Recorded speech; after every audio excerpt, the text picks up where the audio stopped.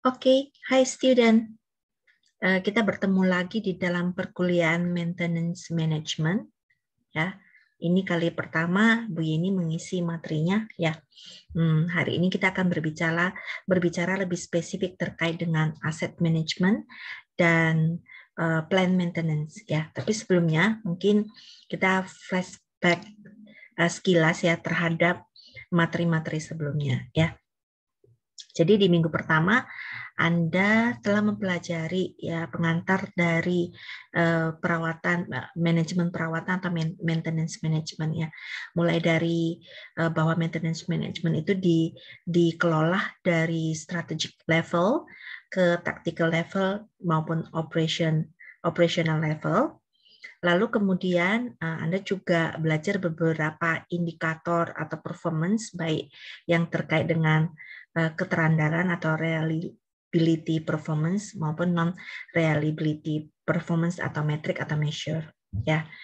Kemudian Anda juga dibekali dengan beberapa pendekatan di dalam maintenance seperti konsep dasar preventive maintenance, corrective maintenance maupun predictive maintenance ya. Lalu di akhir sesi kalian berlatih dengan mencoba membuat program perawatan ya atau kegiatan maintenance apa saja yang dibutuhkan untuk sebuah engineering object, dan engineering objectnya itu dipilih yang sederhana seperti sepeda ya atau sepeda motor yang kita jumpai sehari-hari. Kemudian di minggu kedua dan ketiga Anda mempelajari berbagai konsep yang terkait dengan keterandalan ya, keterandalan bisa berbicara dalam konteks apakah itu komponen di dalam sebuah produk atau produk itu sendiri atau mesin itu sendiri atau mesin itu di dalam sistem ya, sistem. Jadi berbicara tentang keterandalan reliability dari items atau komponen atau produk atau sistem ya. Nah, jika kita menginginkan keterandalannya yang tinggi, tentunya kita akan mendapatkan dengan berbagai pendekatan rumus-rumus keterandalan, Anda akan bisa menghitung beberapa indeks penting seperti mean time to failure ya, MTTF, mean time before failure atau MTBF dan seterusnya ya. Itu nanti perhitungan atau pemilihan T ya, waktu yang optimal berdasarkan tingkat keterandalan tingkat berfungsinya suatu produk atau suatu item atau suatu fungsi itu akan menjadi dasar ya bagi mekanisme atau manajemen perawatan ya, mekanisme atau manajemen perawatan yang akan kita bahas sedikit mendalam pada pertemuan hari ini ya. Baik. Nah, hari ini kita akan membahas tentang apa? Kita akan membahas tentang kita sebut sebagai asset management dan plan maintenance. Ya, asset management dan plan maintenance. Beberapa outline atau objektif yang kita inginkan supaya Anda memahami itu adalah bahwa maintenance itu menjadi bagian dari physical assets management atau dikenal istilahnya PAM. Nanti Anda akan diberi gambaran bagaimana pendekatan yang terstruktur ya untuk mengelola aset-aset di perusahaan via aktivitas atau melalui aktivitas maintenance. Lalu kemudian kita akan memberi gambaran lebih mendalam lagi terkait dengan kebijakan perawatan atau maintenance policy ya, maintenance policy itu mulai dari BM breakdown maintenance ya, kemudian CM corrective maintenance, kemudian PM preventive maintenance, kemudian CBM ya atau predictive maintenance, condition based maintenance. Nah, sebenarnya dari BM, CM, PM sama CBM itu juga menunjukkan evolusi dari maintenance itu sendiri ya. Dulu orang kenalnya breakdown maintenance, kalau rusak baru lakukan perbaikan gitu. Nah, sekarang berevolusi sampai ke apakah bisa dilakukan condition based maintenance, apakah bisa dipredik dulu sehingga perawatan itu dilakukan berdasarkan hasil prediksi. Kemudian kita juga akan memberikan gambaran kepada Anda terkait dengan maintenance improvement method. Ya, ada dua pendekatan, yaitu TPM, total productive maintenance, atau RCM, ya, reliability center maintenance. Kemudian kita akan membahas 10 pilar perawatan terencana atau plan maintenance, ya. Lalu di dalam plan maintenance ini Anda akan mengenal bagaimana mengklasifikasikan mesin berdasarkan tingkat kritis atau tidaknya, serta bagaimana menentukan metode perawatan yang tepat ya untuk mesin-mesin tersebut atau kita sebut sebagai maintenance action. Ya, ini ada beberapa outline atau objektif yang akan kita bahas hari ini. Oke, mari kita mulai. Ya, physical asset management gitu. Nah, kita lihat di sini bahwa fungsi maintenance itu ada beraneka macam ya. Sekarang coba bayangkan kalian ini lagi merawat sepeda kalian, sepeda atau sepeda motor kalian ya. Fungsi maintenance-nya itu bermacam-macam.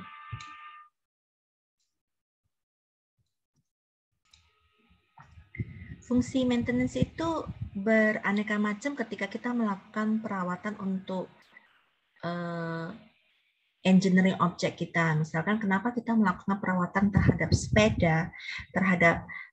sepeda itu karena kita mau misalkan kita melakukan maintenance terhadap roda giginya sering kita kasihin oli ya, kemudian bannya setiap 1 minggu pakai atau tidak pakai kita beri angin ya, kemudian sadelnya kita kasih oli, lalu sepedanya kadang kita cuci dan seterusnya. Nah, fungsi perawatan yang kita lakukan macam-macam. Pertama, misal bisa membuat sepeda itu umurnya lebih panjang ya, jadi bisa berfungsi lebih lama atau kita sebut sebagai sistem function.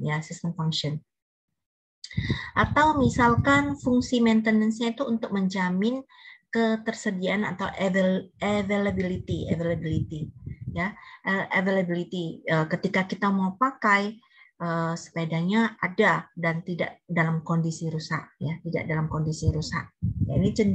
sering terjadi ya, seperti anak-anaknya Bu Yeni kalau lagi mau naik sepeda kemudian karena sepedanya sudah lama gitu, banyak kempes lah, kemudian stangnya goyang lah, sadelnya nggak ada dan macam-macam, sehingga ketika mau pakai jadi tidak ada ya, not available, tidak bisa karena ada komponen-komponen krusial yang tidak bisa dipakai. Nah, fungsi-fungsi maintenance apapun itu ternyata menjadi bagian dari PAM ya, physical assets management. Jadi di sini dikatakan bahwa jika kita organisasi harus fokus di dalam meningkatkan performance dari physical assets mereka. Nah, ini bisa tercapai dengan menggunakan strategi yang jelas ya, lalu kemudian memilih tim dan menggunakan sistem yang tepat ya, dan menentukan rencana penerapan ya, appropriate tactics ya, serta mengendalikan pekerjaan-pekerjaan pada saat kita mengeksekusi kegiatan maintenance ya, melalui perencanaan, scheduling ya, dan proses re-engineering. Nah, dikatakan bahwa semua ini akan tercapai jika kita mengelolanya dengan baik ya. Nah, pengelolaan physical asset atau assets management itu ternyata sudah ada regional standarnya ya. regional standard yang dipakai oleh beberapa negara, yang diakui oleh beberapa negara, namanya PAS 55. Lalu kemudian sekarang sudah menjadi international standard yang menjadi bagian dari ISO 55000 assets management. Ya. Hanya saja di sini kita tidak berencana untuk membahas ISO 55000-nya secara mendalam. Oke, nah secara sekilas physical assets management ya bisa menggunakan pendekatan terstruktur seperti gambar segitiga di screen ya, segitiga di screen. Kita lihat dari segitiga yang paling bawah, yaitu artinya menjadi dasar dari piramid. Menjadi dasar dari piramid itu peran manajemen, leadership, peran manajemen di dalam menentukan strategi, kemudian kebijakannya. Ya, kemudian dari sana berlanjut ke tahap yang piramid yang kedua. Piramid yang kedua yaitu berbicara tentang menerjemahkan strategi ya dan kebijakan, menerjemahkan strategi dan kebijakan dari leadership ya, dari tim manajemen ke middle management ya, level ke dan operasional ke level middle management dan lower management agar bisa dijalankan ya. Lalu kemudian piramid yang ketiga adalah berbicara tentang continuous improvement, bahwa kita senantiasa harus melakukan perbaikan ya, perbaikannya bisa melalui peningkatan reliabilitas ataupun penerapan autonomous maintenance. Nanti kita akan membahas juga autonomous maintenance ya. Jadi autonomous maintenance itu bukan perawatan secara otomasi ya, bukan seperti itu ya, tapi ada konsepnya ya, konsepnya yang sekarang lagi booming di Jepang gitu ya. Yang terakhir adalah piramid yang terakhir adalah jika kita mau melakukan perubahan yang radikal, maka lakukanlah melalui proses redesign-nya, kita mengubah proses kita secara total sehingga aktivitas maintenance itu bisa diminimalisasi atau tidak ada sama sekali. Oke, nah kita lihat ya tadi ke piramid itu kemudian diterjemahkan menjadi beberapa aktivitas maintenance ya, Jadi ini ada dua key issue yang akan kita highlight. Bagaimana isu di level strategik ya, di level strategik itu adalah kotak yang pertama. Kemudian isu yang kedua itu adalah yang terkait dengan taktikal dan operasional, itu adalah di kotak yang kedua ini ya, kotak yang kedua ini. Nah, di level strategic issue, di sini kita lihat bahwa memang yang pertama itu adalah kita menentukan ya tujuan dari maintenance objective itu sendiri. Apa tujuan yang diinginkan ya oleh perusahaan kita?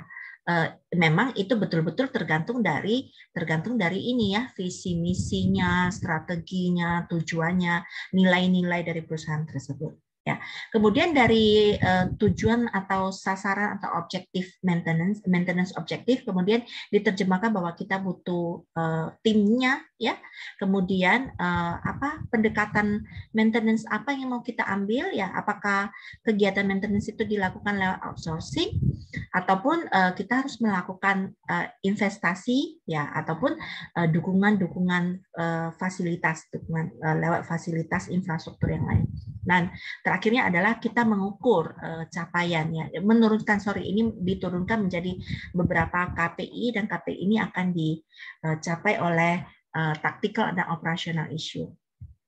Ya, oleh level middle management dan lower management. Nah, tactical dan operation issue ini akan membahas beberapa hal ya, seperti bagaimana perencanaan kapasitas sumber daya ya, timnya kita mau alokasi kerjanya gimana ya, kemudian koordinasi dengan pihak yang lain ya, serta trainingnya dan bagaimana ngontrolnya. Ya, kemudian turun lagi ke bagaimana perencanaan dan scheduling ya, seperti produksi ya, kita punya job, kita hari ini punya 8 jam, kemudian punya mesin, kita melakukan penjadwalan ya, mesin ini produksi apa gitu kan. Sama, maintenance juga gitu ya, kita punya banyak job maintenance ya, harus dialokasikan ke berbagai divisi, maka perencanaan dan schedulingnya seperti apa. Lalu mungkin kita juga butuh manajemen sistemnya ya, database-nya, pencatatannya ya, yang akan membantu kita. Terakhirnya adalah digunakan untuk mengukur indikator, dan indikator ini untuk menjawab apakah indikator yang diinginkan oleh top manajemen sudah tercapai atau tidak ya. Nah, ini kita mencoba memberikan gambaran secara utuh dulu bagaimana aset management ya, atau maintenance management. Jadi sekarang bisa dikatakan bahwa maintenance management itu merupakan bagian dari aset management ya. Aset management itu diatur secara internasional standar ya, standar karena dirasakan penting, dan perusahaan itu mulai mencari bentuk seperti apakah yang terbaik ya. Kalau kita bingung ya kita gunakan international standard saja, karena itu sudah teruji dan dipraktekkan oleh banyak orang, gitu kan? Seperti itu. Nah, berbicara tentang salah satu hal yang kita highlight di sini ya, adalah maintenance objektif ya. Apa sih sasaran dari perawatan gitu kan? Nah, maintenance objektif itu ternyata ada beberapa guys ya. Ini apakah maintenance objektifnya itu dalam apakah maintenance objektifnya itu dalam jangka panjang ya, arahan dari top management ya, atau di maintenance objektifnya diterjemahkan menjadi sasaran-sasaran jangka pendek atau jangka menengah gitu ya. Nah, ini ada beberapa macam. Bu Yeni itu tidak bermaksud untuk membahas ini lebih dalam, tapi Bu Yeni kepingin bercerita kepada Anda ya, pada saat bimbingan, Bu ini ada kedapatan bimbingan satu mahasiswa. Ternyata orang tuanya itu punya perusahaan yang sering ikut tender pemerintah. Jadi ikut program pengadaan, namanya instrumentasi. Jadi mereka butuh peralatan sirkuit apa, nanti perusahaan ini akan mencarikan, dan kebetulan tugas akhirnya itu membahas tentang pengukuran kinerja, tapi bukan kinerja maintenance, tapi kinerja balance scorecard, kinerja perusahaan secara menyeluruh ya, kinerja, bukan kinerja maintenance. Tapi yang bagusnya waktu diskusi bimbingan, kita dapatkan, Bu Yeni mendapatkan satu insight ya, bahwa cara mereka memenangkan strategi ya, karena kan sekarang itu kan pandemi, order ada semua tender pada berhenti gitu ya, karena alokasi APBN itu ketarik di bagian medical, di bagian medis, di bagian medical. Nah, jadi apa yang dilakukan oleh perusahaan ini ya, mereka kuat tim maintenance-nya, karena mereka menganggap itu sebagai salah satu key success factor ya. Jadi kalau pemerintah mau kasih tender, pemerintah bisa kasih ke siapa saja. Tapi kenapa perusahaan ini bisa memenangkan tender? Karena perusahaan ini memberikan layanan after tender gitu ya.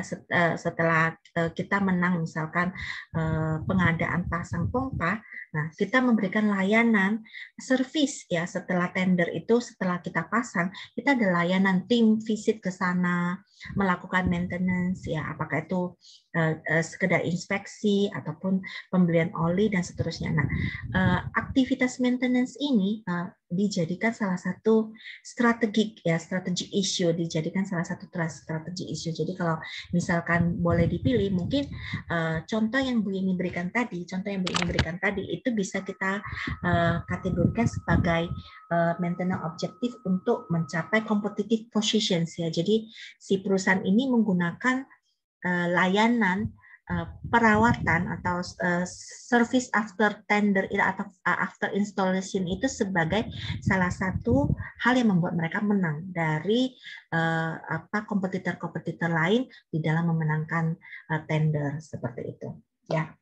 Itu adalah salah satu contoh. Mungkin manajemen objektif itu juga bisa diterjemahkan lagi menjadi lebih spesifik ya, yang relevan itu mungkin yang ini ya, implementations of maintenance program ataupun training. Jadi yang dilakukan supaya tim perawatannya itu kuat, mereka men-searching tim pembeli layanan after installation ini, tim yang kuat, yang menguasai. Jadi kalau kita bergerak di pengadaan pompa air, ya kita punya tim yang sudah berpengalaman pasang pompa sekian tahun, kemudian mereka tahu pompa ini sering rusaknya apa, dan sebelum rusak itu mesti melakukan maintenance seperti apa. Nah itu yang kita sebut sebagai strategic level, ya, strategic level.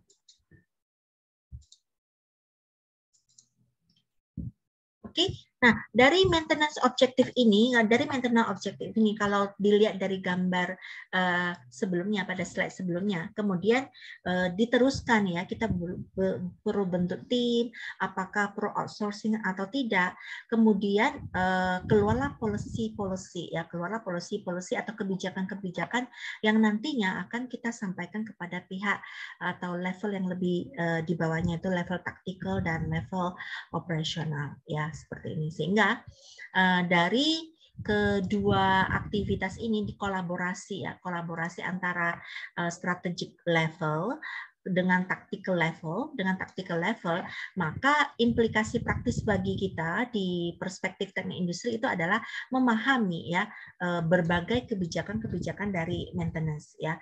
Apa saja sih kebijakan maintenance ya? Apa pendekatan apa yang akan kita pakai gitu ya, pendekatan apa yang akan kita pakai, benefit dan disbenefitnya apa, kelebihan dan kelemahan dari masing-masing pendekatan atau policy itu apa ya. Nah itu yang akan kita bahas ya.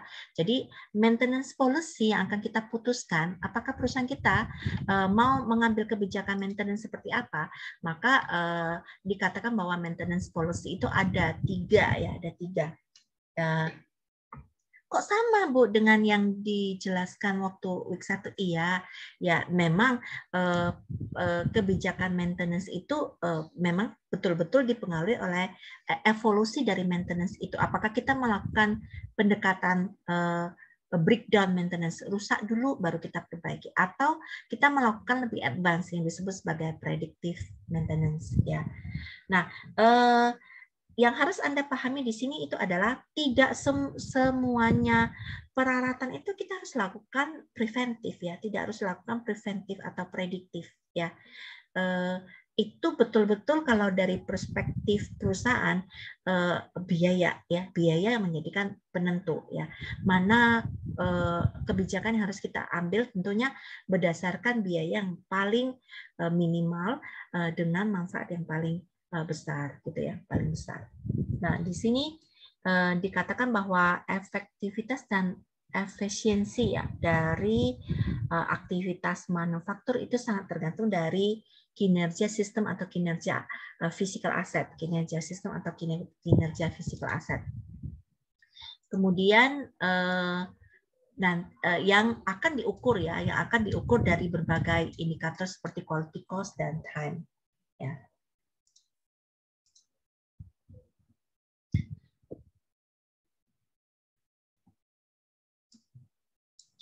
Oke, ya. Jadi ketika kita ingin kinerja sistem kita bagus, ya, maka kita harus menjamin proses produksi yang efektif dan efisien. Tapi sistem itu sendiri akan mengalami deterioration, gitu ya, penurunan fungsi,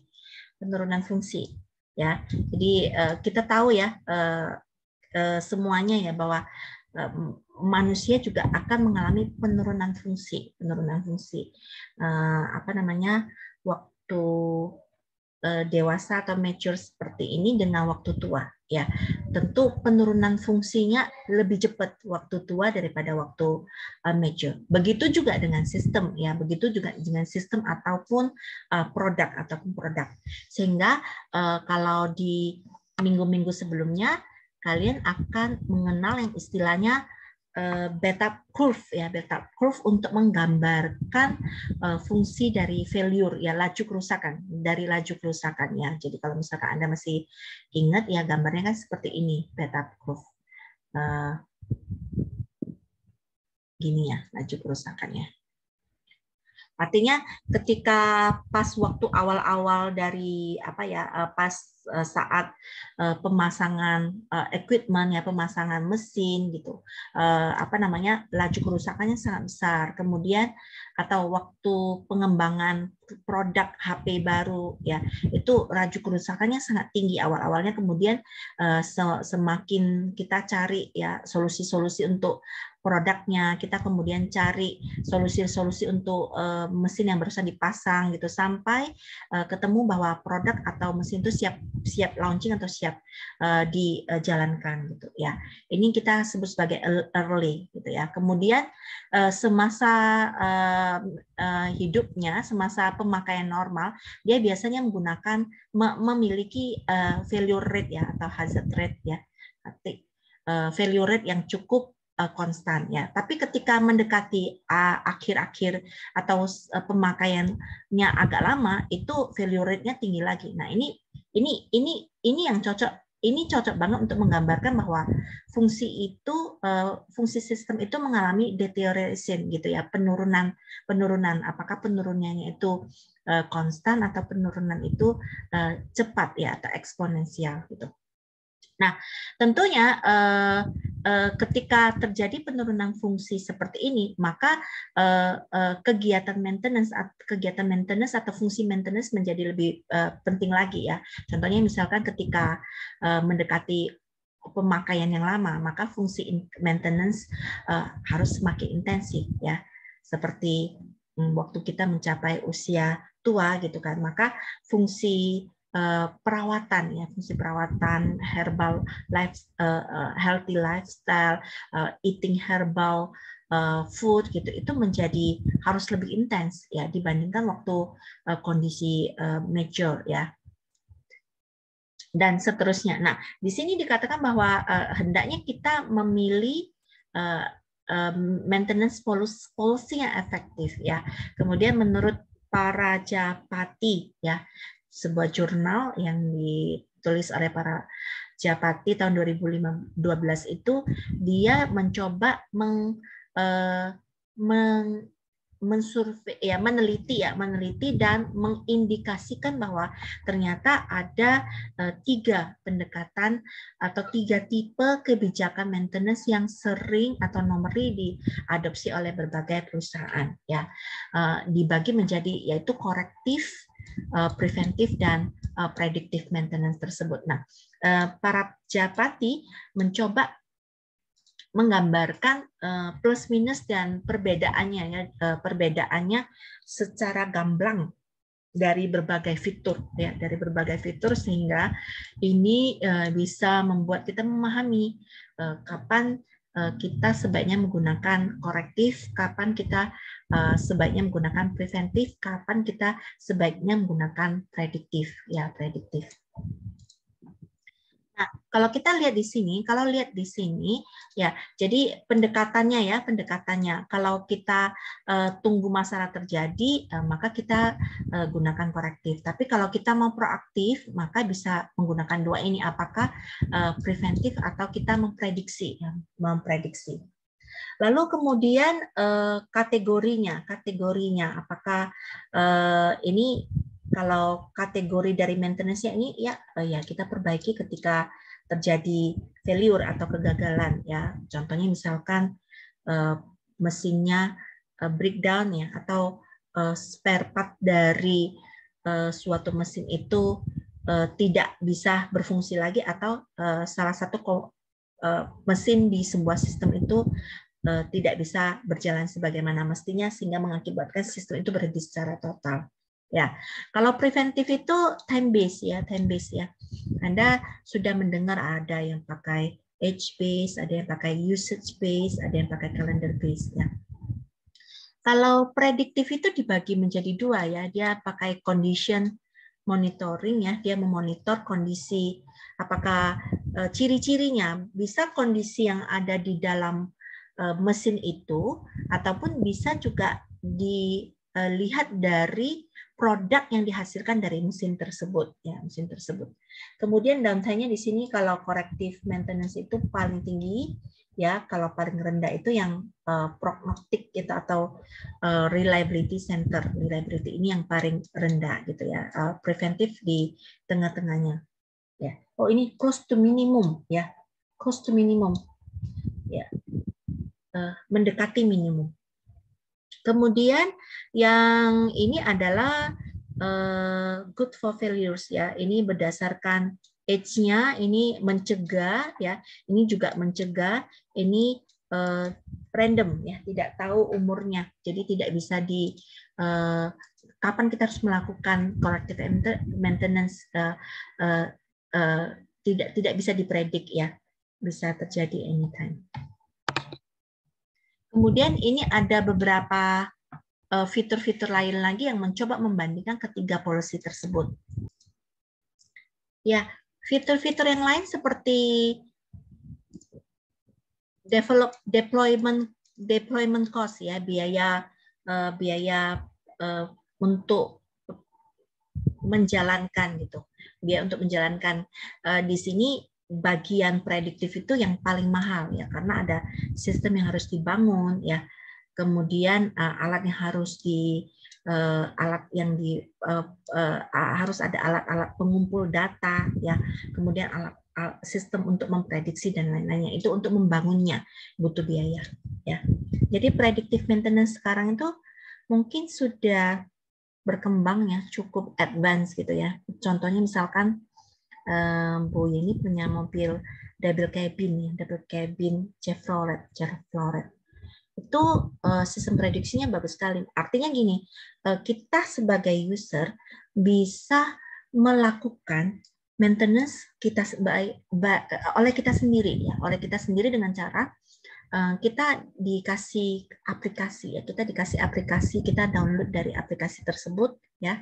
Kalau misalkan mobil double cabin Chevrolet-nya Bu Yeni itu Torquelite namanya, ya, kita download. Kemudian ketika kita menyetir mobil tersebut, kalau ada kondisi-kondisi yang tidak benar yang membutuhkan action segera, perawat maintenance action, itu dia langsung keluar signal, ya, dia langsung keluar bunyi, titit bunyi gitu, ataupun indikator dashboardnya. Nah, kita tinggal mengakses ini apps yang kita punya, ya. Kemudian dari mobil itu diaktifkan Bluetooth-nya.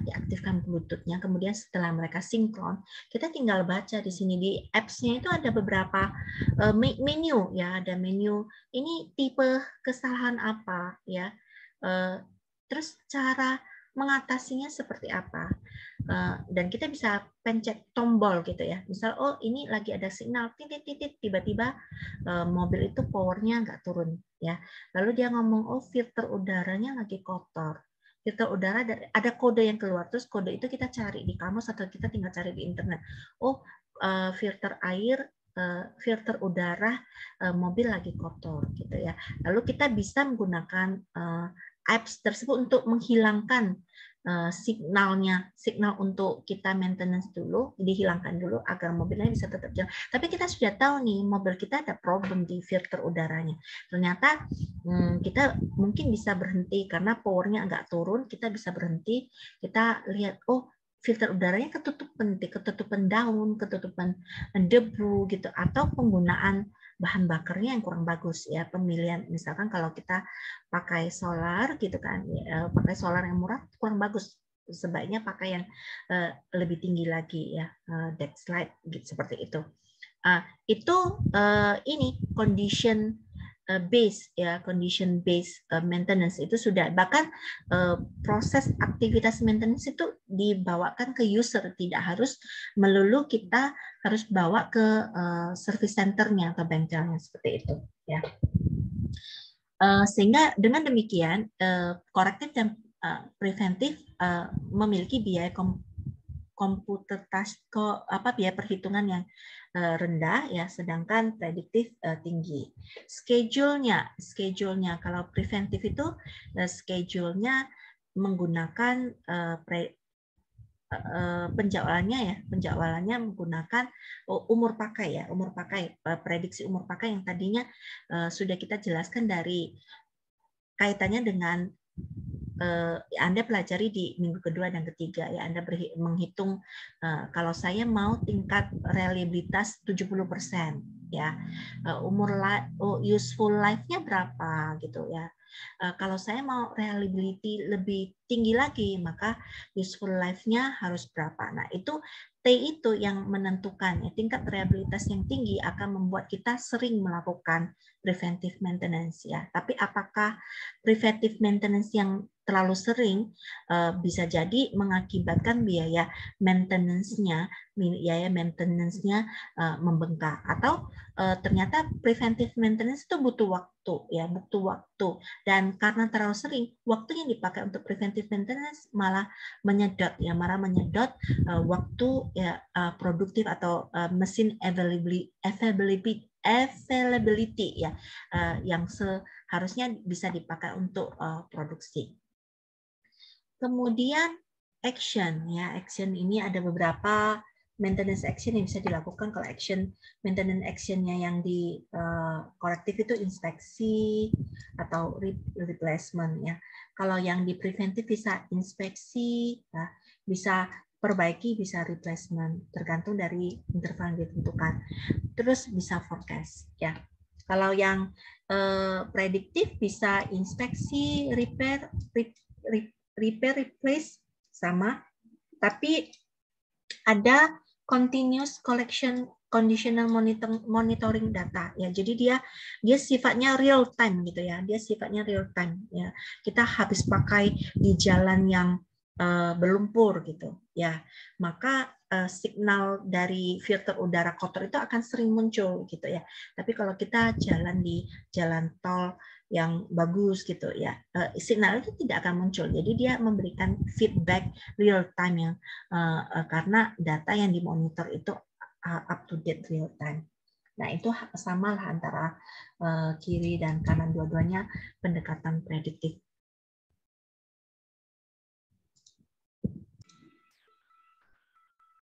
Oke, setelah membandingkan beberapa fitur ya, fitur dari masing-masing maintenance policy, maka itu bisa memberi gambaran ya kepada sebuah perusahaan ya,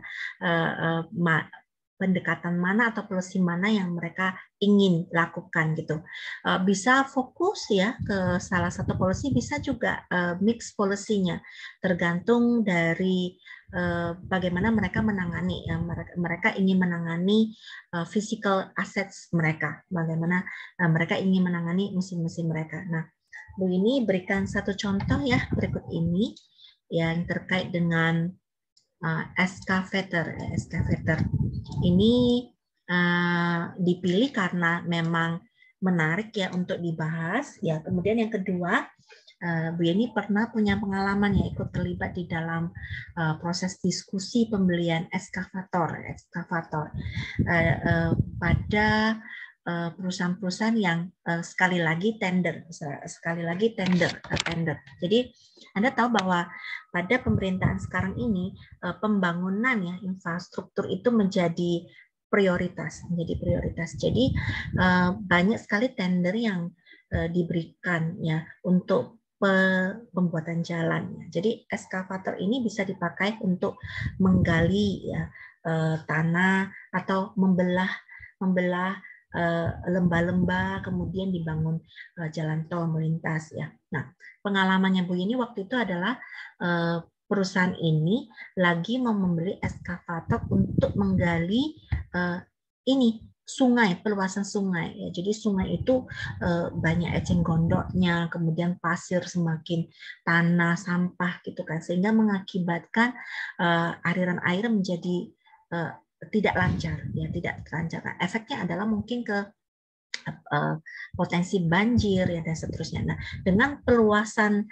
atau penggarukan lahan-lahan pasir itu, maka sungai akan semakin melebar ya. Kalau sungai semakin melebar, maka banyak manfaatnya. Bisa untuk transportasi, ya bisa untuk masalah lingkungan hidup ya. Nah, ini ekskavator. Kalau orang panggilnya beko ya, beko ya. Nah, fungsi ekskavator mungkin everybody dari kalian sudah pernah lihat ekskavator juga. Jadi ekskavator ini menerapkan sistem atau hukum fisika ya, hukum fisika. Jadi di dalam ekskavator tersebut atau beko tersebut itu ada salah satu komponen yang krusial yang kita akan bahas ya, yaitu hidrolik pump, pompa hidrolik ya, pompa hidrolik. Jadi hukum fisika yang bisa membantu peralatan itu ada pendekatan dua. Apakah dia hidrolik menggunakan tekanan air ya atau menggunakan bantuan fluida cairan atau menggunakan tekanan atau bantuan udara atau pneumatik ya, pneumatik. Jadi sistem kerjanya fisika yang kalian pelajari gitu ya atau logika berpikirnya adalah dengan bantuan hukum fisika yang dibangun dalam hidrolik pump tersebut. Jadi pompa itu melakukan gerakan mekanik ya, gerakan mekanik.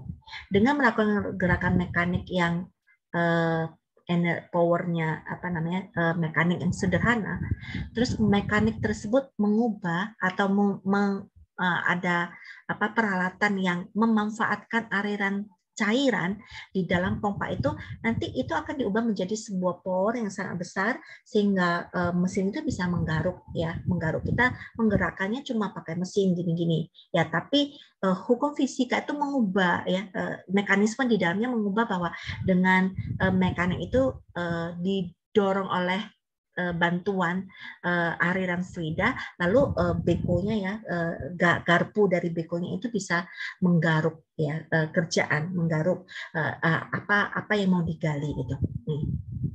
Bedanya antara hidrolik sama pneumatik, mungkin hidrolik itu lebih lambat ya. Kalau pneumatik lebih cepat ya, seperti piston udara itu lebih cepat, just gitu. Atau apa ya, apa namanya, packaging gitu. Packaging itu kalau yang pakai sistem udara itu lebih cepat. Nah, jadi di sini dikatakan bahwa kalau kita mau maintenance excavator ini harapannya kalau kita beli beko ini bisa, kalau kita sudah beli ya guys, kita bisa pinjemin, kita bisa nyewain gitu. Nah, semakin kita melakukan perawatan semakin baik, maka beko itu umurnya akan semakin panjang ya, semakin panjang. Katakan kalau misalkan kita kaitkan dengan profit yang kita peroleh, maka kalau kita bisa membuat dia hidup atau bertahan dan tetap bisa dipakai selama 5 tahun, maka setiap tahun itu kita bisa sewakan, ya kita akan mendapatkan profit ya atau omset selama 5 tahun, pendapatan revenue selama 5 tahun.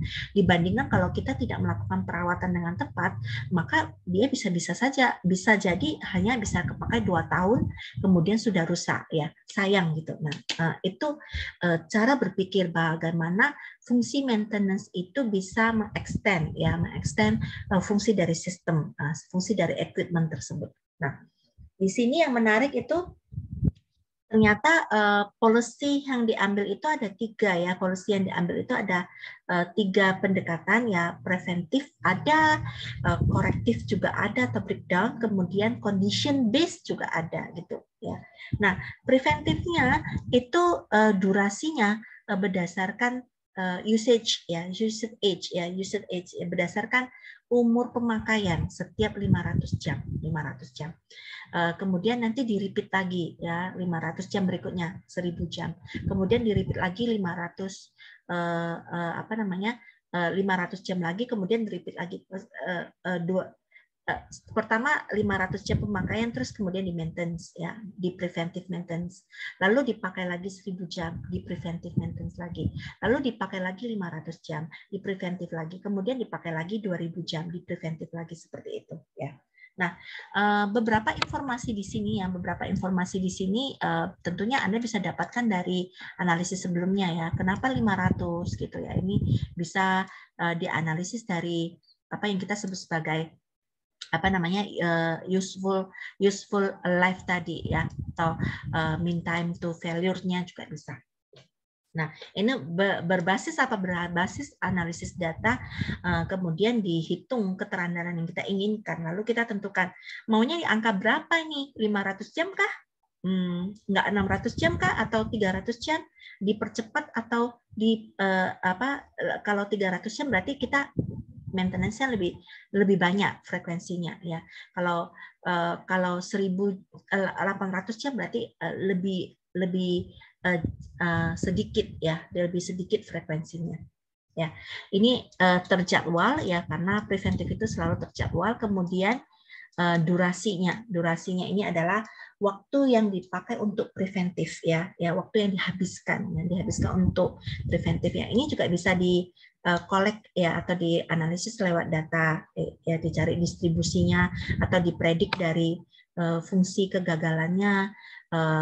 Kemudian butuh ada data preventifnya, kemudian data preventif actionnya, lalu kemudian dipredik ya datanya. Bisa dipredik, bisa dilihat dari waktu standar dari operasi tersebut ya. Nah, biasanya apa yang dipreventif di situ? Olinya ya, olinya. Ya, kalau dengar ceritanya dari para operator ya, bahwa kalau telepon itu suka ngeluh pompa hidroliknya bermasalah itu karena rata-rata tidak di maintenance olinya ya. Karena tadi kan Bu ini sudah sampaikan bahwa pompa hidrolik ini menggunakan bantuan cairan, yaitu oli ya, oli untuk mengubah yang tadinya mekanik menjadi tenaga dari beko tersebut gitu kan. Nah, olinya ini cara maintenance-nya ya katanya ganti 2 kali filternya, lalu kemudian yang ketiga ganti olinya ya. Jadi yang pertama harus ganti filternya, kemudian yang kedua ganti filternya, yang ketiga baru ganti olinya, begitu seterusnya. Jadi ada mekanisme maintenance yang dilakukan. Nah, dengan preventive maintenance yang kita lakukan, memastikan bahwa filter udaranya filter olinya bersih ya, filter olinya bersih. Kalau filter olinya bersih, maka olinya akan tersaring. Kalau olinya tersaring, maka cairannya tidak terlalu banyak kotoran ya. Anda coba bayangkan aja kalau cuci mobil gitu kan, pakai air yang kotor kan, mobilnya jadi kotor. Apalagi kalau pompa itu kalau alirannya kotor, maka itu akan mempengaruhi kelancaran dari fluidanya gitu. Sehingga filter olinya menjadi penting untuk dibersihkan karena dia akan menyaring olinya. Kemudian olinya sendiri kalau sudah terlalu kotor, sebanyak serbuk-serbuk yang mempengaruhi kekentalannya, maka dia sudah harus diganti ya, preventif. Tapi perusahaan ini juga menerapkan corrective breakdown ya, corrective breakdown artinya gini, kalau misalkan tiba-tiba ya mesin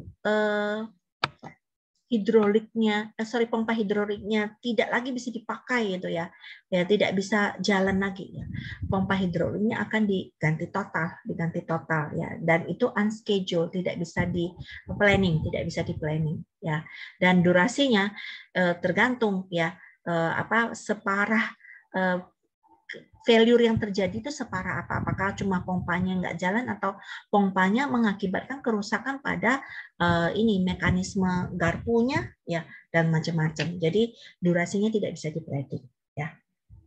Nah, yang terakhir adalah condition base ya. Condition base itu durasinya itu negligible,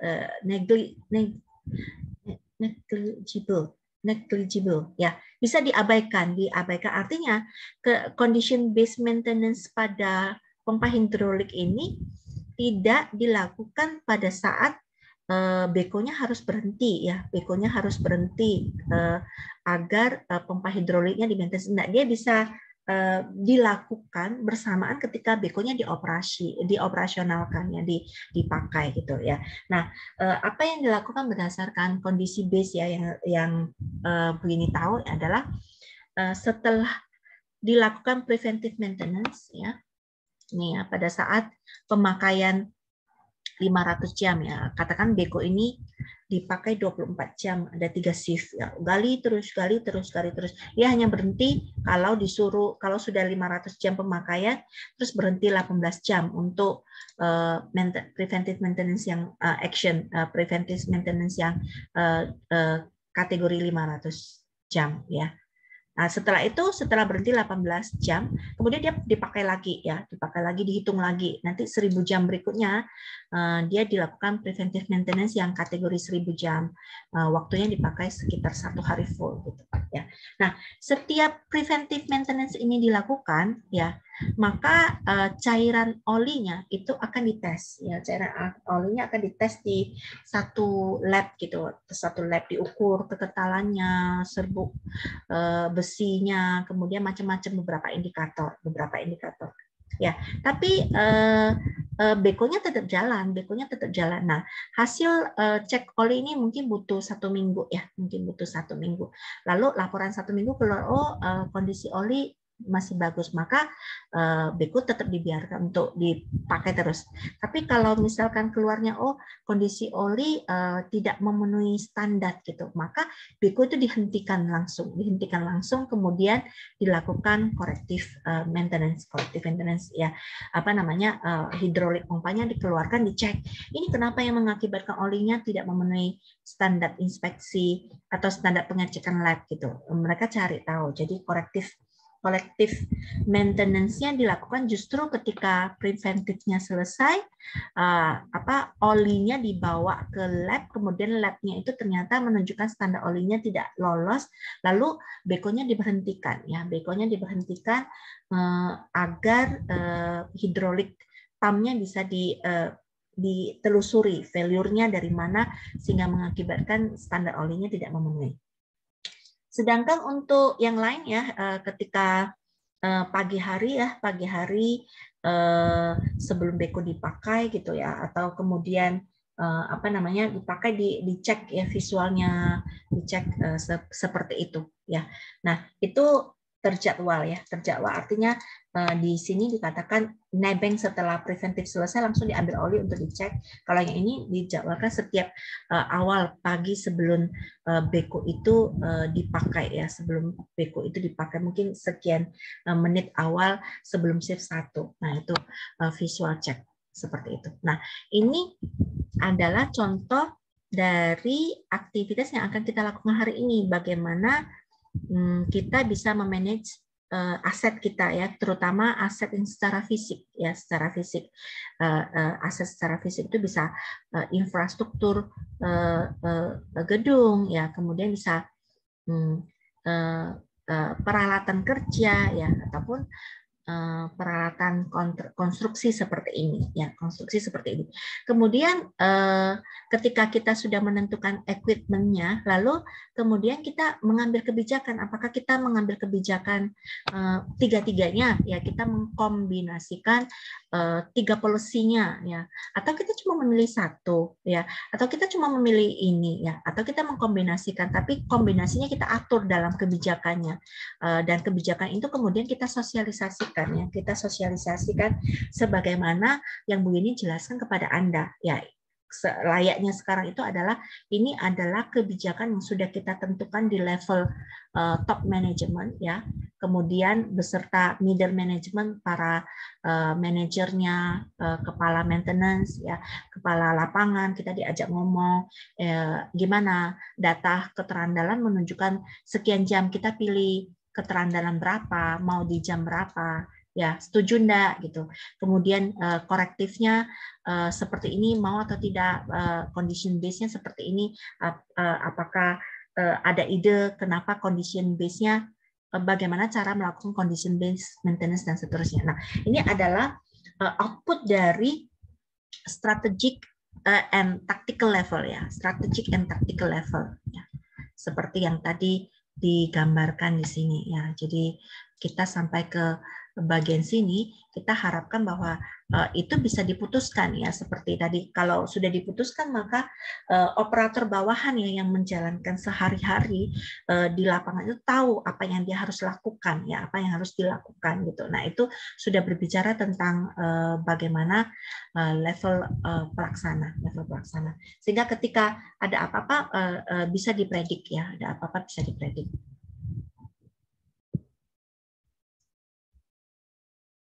Ya, itu adalah output ya dari strategic and tactical level gitu ya. Harapannya nanti kita mahasiswa di sini setelah mempelajari maintenance management juga punya kemampuan seperti itu ya, memilih policy apa, kemudian menentukan maintenance action-nya seperti apa.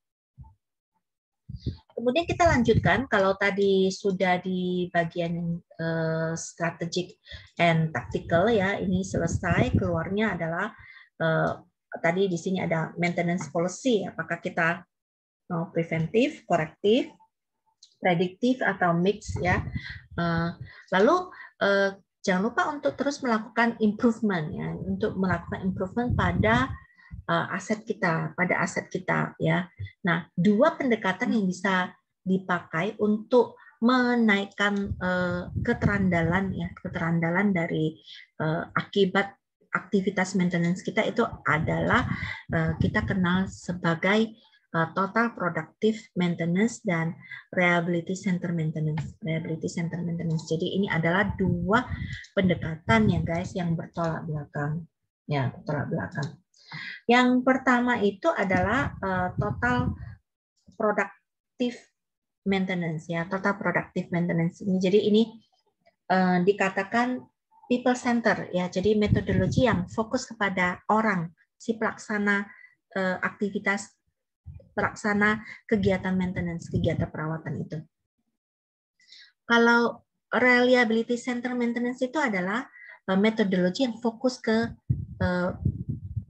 asetnya, ya, manajemen asetnya, pengelolaan asetnya, pemilahan aset mana yang perlu dilawat atau tidak dan seterusnya. Ya, jadi ini adalah dua pendekatan yang memang tujuannya sama, yaitu menaikkan reliabilitas dari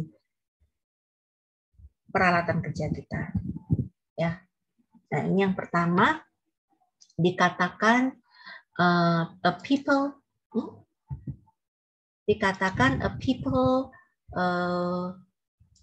people center management ya, people center management. Jadi mengandalkan orang dan operator ya, mengandalkan orang dan operator ya, operator.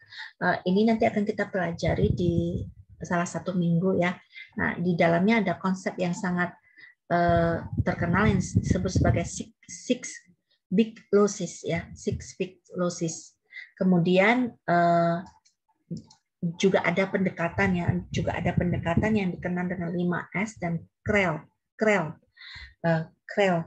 5S itu dengan kita menerapkan 5S ya, 5S Anda tahu semua ya, di apa ringkas, resik, rapi, apalagi ringkas, resik, rapi, ringkas, resik, rapi, rajin, rawat ya. Maaf kalau tidak berurutan gitu ya.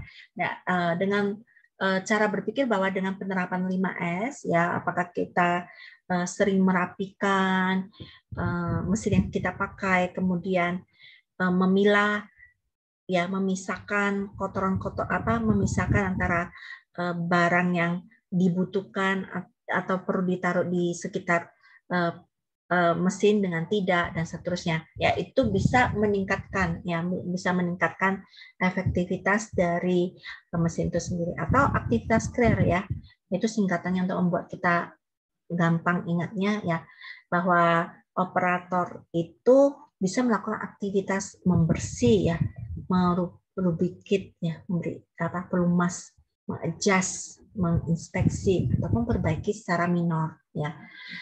Dan aktivitas itu kalau bisa dilakukan oleh orang produksi ya, jadi tidak harus melulu mengandalkan maintenance, So ada statement yang menarik di sini. Turning operators into active partners with maintenance and engineering to improve the overall performance and reliability of the equipment is a revolutionary concept. Ya.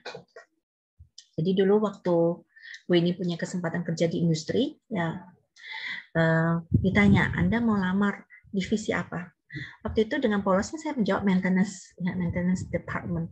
Kenapa saya kira ya maintenance department, ya it sounds great gitu ya namanya. Terus kebetulan bos yang mewawancara Bu ini, waktu itu Bu ini tulis bisa 3 bahasa, ya bisa 3 bahasa, bahasa Indonesia, Inggris dan Mandarin gitu. Dan kebetulan bosnya dari Malaysia, jadi wawancaranya dalam Mandarin, ya Mandarin mix dengan Inggris ya. Bu ini jawabnya Inggris ya, Mandarinnya pasif bisa ngerti tapi ngomongnya agak macet-macet, tapi bisa mengerti ya. Jadi dia ngomong apa bosnya, apa kamu betul mau masuk divisi maintenance gitu? Iya kenapa Pak gitu? Kamu belum tahu ya apa yang dilakukan oleh divisi maintenance? Enggak ya. Ya sudah kamu saya tempatkan aja di divisi kualitas ya, quality department gitu. Jadi mulailah waktu itu Bu ini mengenal berbagai konsep yang kita pelajari di quality control and reliability ya. Di situ penerapan SPC lah, kemudian pengaturan alat ukur, gigs, RNR semua kepakai di situ ya. Tapi waktu itu Anda harus bayangkan Bu ini masih fresh graduate kerja. Nah, setelah bekerja Bu ini baru ngerti ya, divisi maintenance itu ya, masuk ke mesin-mesin, melakukan kegiatan maintenance, membersihkan mesin, memberi pelumas, kotor bajunya gitu kan, dan tidak ada yang cewek, cowok semua gitu, karena mereka yang mengerti tentang mesin gitu. Nah, pada saat bekerja di departemen quality, Bu ini selalu merasa bahwa quality sama produksi itu kayak kucing-kucingan gitu, kucing sama tikus ya. Quality yang bagian polisi nangkap, produksi yang melakukan kesalahan gitu ya. Kan itu tidak bagus ya, karena sebenarnya kualitas yang bertanggung jawab terhadap kualitas itu sendiri adalah operator produksi. Ya, ini bukan 2 divisi yang harus berpisah. Kemudian mereka memiliki interest yang berbeda ya, kepentingan berbeda sehingga mereka konflik terus ya. Ya orang produksi ngamuk-ngamuk ketika barangnya dinyatakan tidak pas. Ya, oleh QC department. QC department mengatakan kenapa tidak pas. Kamu kan harusnya ngerti bahwa barang ini sudah jelek, kenapa kamu terus produksi saja? Nggak menghentikan dulu, nggak diperbaiki dulu, tapi kamu teruskan. Orang produksi jawab, ya aku didesak oleh PPIC untuk mencapai target produksi hari ini tanpa harus memperhatikan kualitas. Jadi otot-ototan. Sehingga pengertian total quality management itu meleburkan 2 ini, bahwa sebenarnya kita semua sama bertanggung jawab atas kualitas ini. Bukan QC yang bertanggung jawab, bukan produksi, tapi orang produksi lah yang harus menjadi QC itu sendiri, dan orang QC itu harus mengerti dari segi produksinya. Jadi melebur ya, bahwa setiap orang bertanggung jawab terhadap mutu. Nah, maintenance juga sama ternyata. Maintenance juga sama. Jadi operator itu sama divisi maintenance itu tidak boleh kayak 2 divisi yang bertolak belakang gitu. Operator, ya sudah urusan mesin mah si orang maintenance, bukan urusan kita. Kita mah kerjaannya produksi. Jadi mesin itu diforsir terus untuk produksi. Nanti kalau mereka sudah ada lihat indikator mesin ada harus ditambah olinya atau harus dibersihin, ini mereka cuek aja karena mereka merasa bahwa mesin ini bukan tanggung jawab saya perawatannya, divisi maintenance gitu. Sedangkan divisi maintenance itu merasa bahwa sesungguhnya yang mengerti mesin itu lagi ada trouble, ya, lagi signalnya itu dikirim adalah si pemakai mesin tersebut gitu. Sehingga ini revolusional konsep ya, bagaimana menyatukan orang produksi dengan orang maintenance gitu, sehingga total productive maintenance atau TPM itu nanti ada salah satu konsep adalah bagaimana pihak produksi ikut terlibat di dalam aktivitas perawatan ya. Aktivitas yang sederhana adalah CREL ini, mulai dari cleaning, lubricating, adjusting, inspecting, or minor repairing. Ya, tidak harus melulu mengandalkan orang maintenance, tapi orang maintenance ini punya gawe yang lebih besar. Misalkan mesinnya lagi overhaul, check up semuanya. Gitu. Artinya seperti gini, kalau kita punya motor atau mobil, ya untuk panasi mobil, untuk pompa ban, ya, untuk apa namanya cuci mobil, untuk perbaikan kecil-kecilan. Sebenarnya kita bisa lakukan sendiri. Jangan setiap kali harus dibawa ke bengkel, di mana bengkel itu ilustrasinya adalah departemen maintenance. Kalau mobil dibawa bengkel kan breakdown-nya lebih lama. Tapi kalau kita maintenance setiap hari, kita panasi mobilnya setiap hari, mungkin tidak akan mengakibatkan breakdown-nya lebih lama atau downtime-nya lebih lama. Seperti itu guys ya. Nah, itu Total Productive Maintenance atau TPM. Itu dikenal sebagai pendekatan reliability through operators ya. Jadi kita mengandalkan orang untuk melakukan aktivitas atau kegiatan maintenance. Satunya lagi guys adalah peningkatan continuous improvement di maintenance management berbasis reliability center maintenance atau RCM ya. Jadi fungsi reliabilitasnya itu dicapai lewat desain, ya, dicapai lewat suatu analisis, ya, suatu analisis ada proses preventive analyzing-nya, ya, proses redesign desainnya, ya. Jadi makanya ini dikenal dengan metodologi asset center, ya, fokus kepada equipment atau peralatan kerja itu, ya. Nah, fokusnya bisa macam-macam, bisa fokus ke desainnya, ya, dengan cara bertanya, kenapa kita harus melakukan aktivitas maintenance ini? Apakah aktivitas maintenance itu bisa dihilangkan dengan cara mencari akar masalahnya? Jadi kita ada waktu atau alokasi yang dipakai untuk menganalisis root cause of the failure apa, ya. Kemudian apakah maintenance action-nya itu bisa dihilangkan? Apakah bisa enggak mesin ini tidak perlu dirawat gitu. Nah, itu komponen itu tidak perlu dirawat. Nah, pertanyaan-pertanyaan itu akan men-trigger ya desain-desain ya. Oh, ternyata supaya tidak dirawat ya, maka mesinnya harus dipasang alat ini. Nah, alat inilah yang kita sebut sebagai peningkatan reliabilitas lewat desain gitu, ya. Nah, itu ada 12 langkah ya, 12 langkah dari RCM proses yang mulai dari menentukan aset yang kritikal, kemudian melakukan analisis failure, ya, analisis kerusakannya, lalu kemudian menggunakan pendekatan RCM, lalu menentukan ya maintenance policy atau maintenance action yang dibutuhkan, Ya, nanti kita akan membahas beberapa hal ini secara ringkas ya, tidak semua. Oh, maaf, ini bukan 12 steps, ini 7 steps ya, 7 langkah dari reliability center maintenance. Oke. Jika ada pertanyaan guys, Anda bisa mencatat dulu ya, nanti kita bisa diskusikan di sesi pertemuan ya,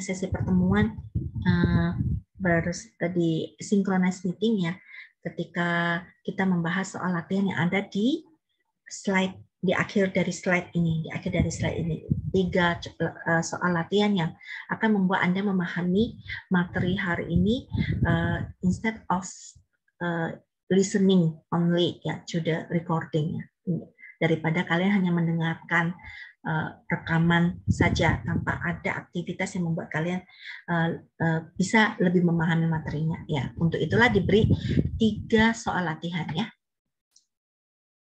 Oke, baik. Nah, dikatakan bahwa tujuan dari assets management ya, manajemen objektif itu adalah agar peralatan itu tersedia, availability-nya tinggi. dan tidak terjadi interupsi produksi, artinya produksi tidak dihentikan, yaitu adalah tujuan maintenance objektif pada umumnya ya. Untuk itu kita melakukan manajemen perawatan ya, manajemen aset ya, manajemen perawatan.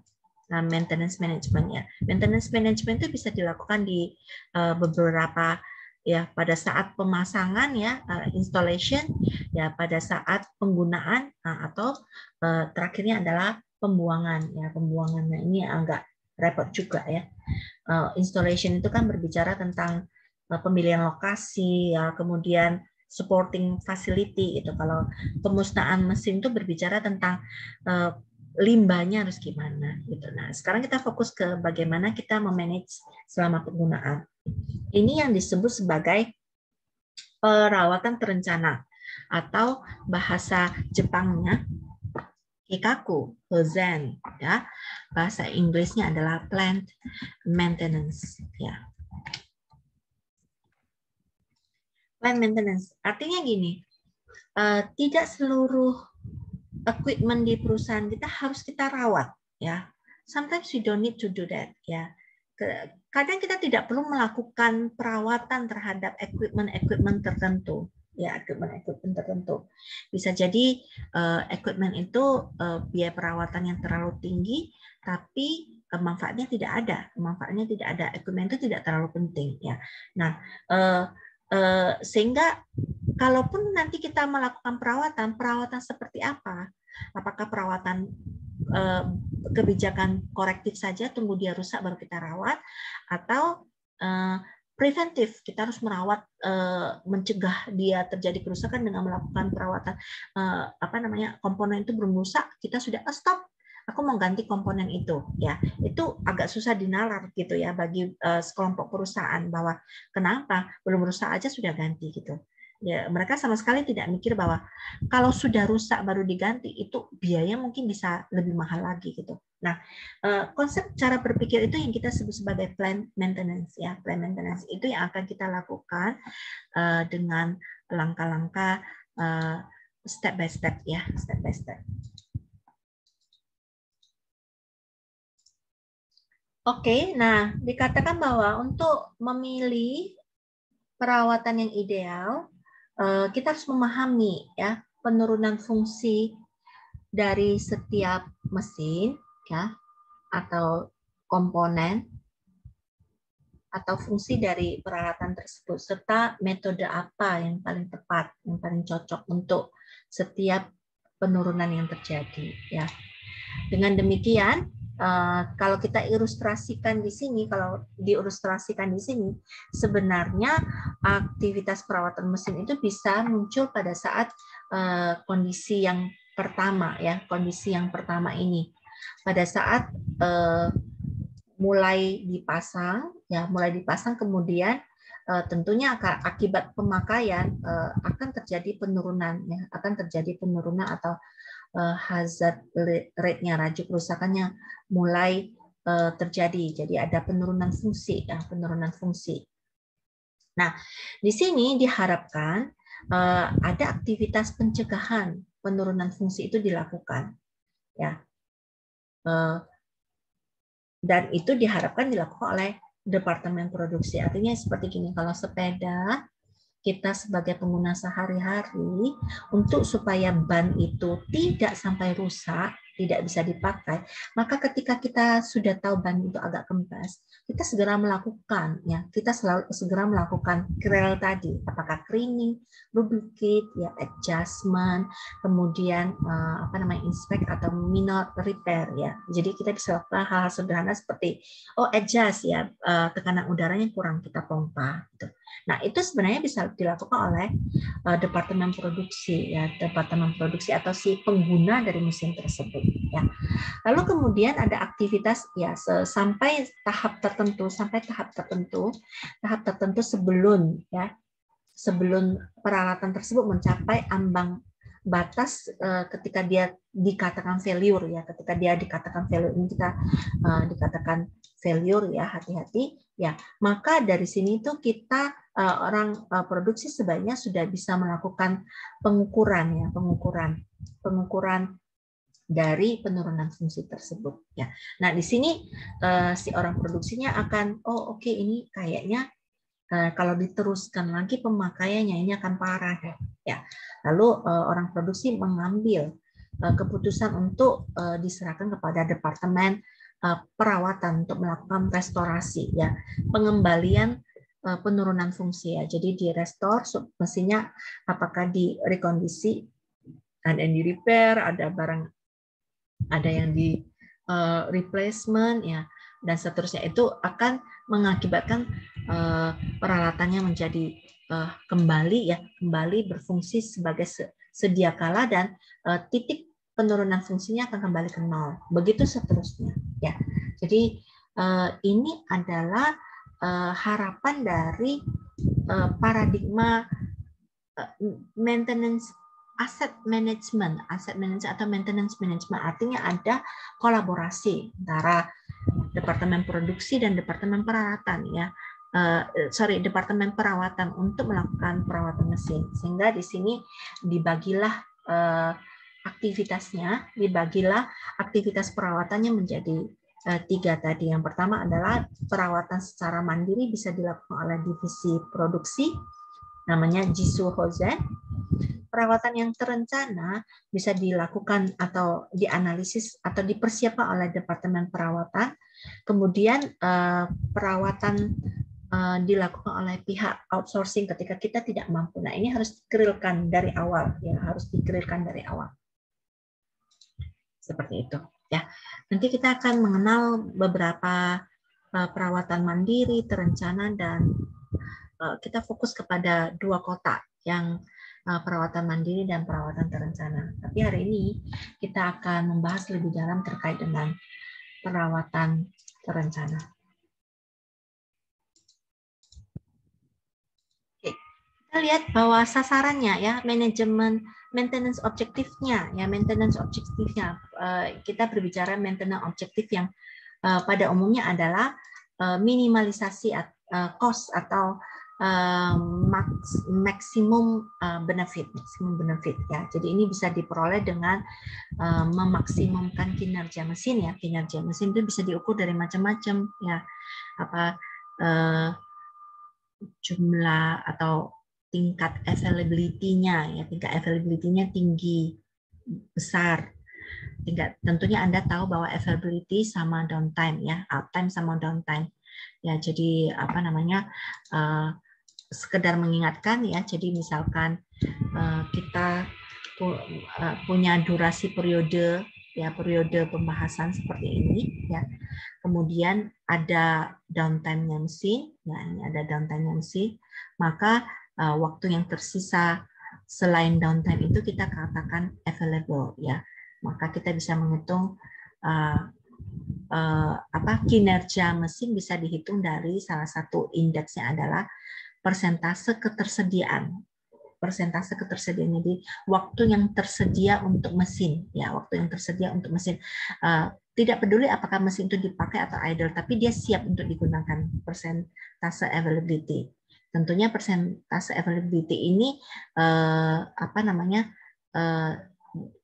bertolak belakang dengan persentase downtime-nya. Jadi kalau availability-nya tinggi, maka otomatis downtime-nya sedikit ya.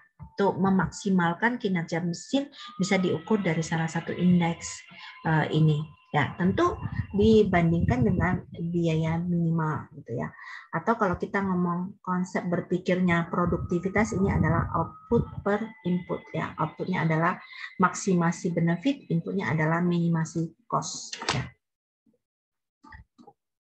Nah, bagaimana kita melakukannya, guys? Kita melakukannya bisa ini dibagi menjadi 10 viral atau 10 aktivitas ya. 10 aktivitas untuk memaksimalkan output ya, atau meminimalkan input ya, Nah, kalau memaksimalkan output itu adalah beberapa aktivitas ya, tapi tujuannya adalah sama, meningkatkan persentase availability ya, tingkat ketersediaan mesin. Tadi kan sudah dijelaskan ya, contohnya sepeda. sepeda ketika kita mau pakai sepeda itu available gitu ya, tidak dalam kondisi rusak, siap pakai gitu. Tapi ketika tidak dipakai ya berarti kondisinya lagi idle. Jadi availability itu bisa dihitung dari waktu yang dipakai, waktu mesin berjalan plus waktu mesin idle. Nah, mesin idle dalam kondisi mesin bagus. Ya. Nah, aktivitas untuk meningkatkan availability-nya intinya adalah dua ini, extending mean time between failure ya. Artinya jarak antar kerusakannya itu kalau bisa diperpanjang. Atau shortening mean time to repair ya. Jadi mempersingkat waktu antar perbaikan.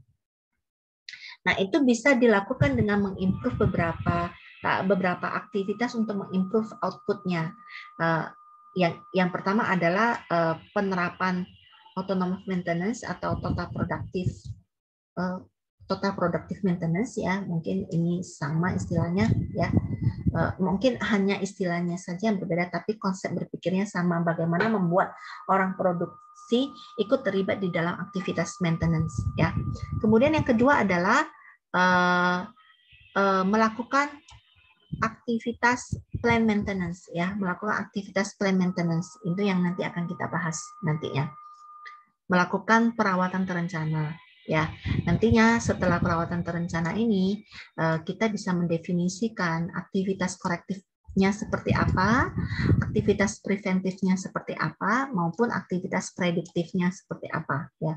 Dirasakan perlu ya. Jadi seperti tadi ya guys, Anda sudah bisa membayangkan tadi hidrolik pump itu aktivitas preventifnya setiap kelipatan 500 jam ya. Korektifnya kalau hidrolik pumpnya sudah rusak. Prediktifnya adalah setiap dilakukan preventif, olinya dites ke lab ya.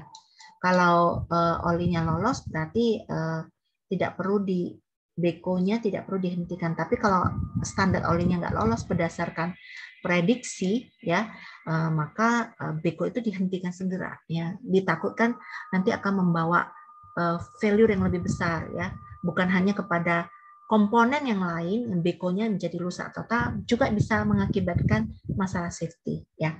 Nah, ini akan kita bahas di dalam upaya meningkatkan benefit atau output ya, output per input tadi. Nah, sekarang yang reduksi input itu ini ya, macam-macam ini mungkin akan kita bahas ya. Hari ini kita fokus kepada yang maksimasi output dulu. Nah, minimasi inputnya bisa kita bisa dibahas akan dibahas dalam beberapa minggu ya, beberapa pertemuan minggu seperti spare part management, kemudian planning, kemudian managing maintenance cost ya. Nah, ini yang kita sebut sebagai perawatan terencana. Baiklah. Nah, kalau yang aktivitas satu ini adalah mempertinggi atau meningkatkan availability, maka aktivitas yang terkait dengan input itu adalah memastikan efisiensi dari kegiatan maintenance tersebut. Nah, kita coba melakukan langkah-langkah yang kita sebut sebagai perawatan terencana ya. Pertama, kita menentukan klasifikasi mesin, guys. Klasifikasi mesin kita tentukan berdasarkan kritikal atau tidaknya ya, kritikal atau tidaknya. Nah, kritikal atau tidaknya itu bisa berdasarkan kriteria ini, PQ/CDS ya, product quality, cost delivery and safety. Nanti hasil dari klasifikasi mesin itu akan dipilah mana mesin yang akan kita masuk ke dalam program perawatan, mana mesin yang tidak perlu ya. Jadi bayangkan kalau misalkan Anda punya 100 mesin ya.